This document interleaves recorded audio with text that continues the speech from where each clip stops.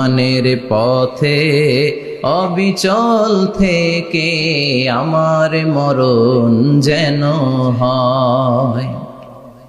তোমারই কাছে মিনতি আমার, তোমারই কাছে মিনতি আমার।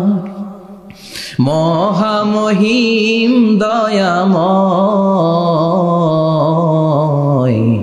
ইমানের পথে অবিচল থেকে আমার মরণ যেন হয়। পড়েন আমিন।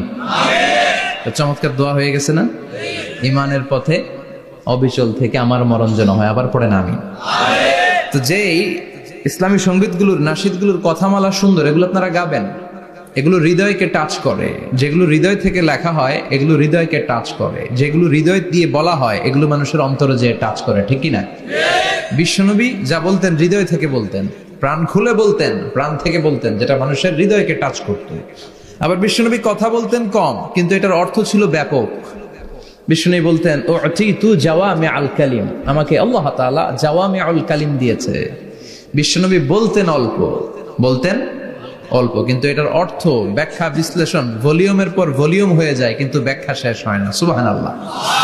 আবার বিশ্বনবী বলতেন নুসিরতু বিররাবি মাসিরাতা শাহর, আমি যে এলাকায় দাঁড়িয়ে থাকি এলাকার ডানে বায়ে সামনে পেছনে 1 মাসের দূরত্বের রাস্তা পর্যন্ত ওই জায়গায় কোনো কাফের দাঁড়িয়ে থাকলে আমার ভয়ে তার অন্তর থার থার করে কাঁপে।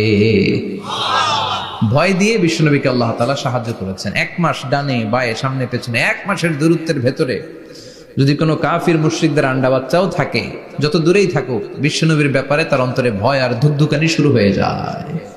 সুবহানাল্লাহ পড়েন।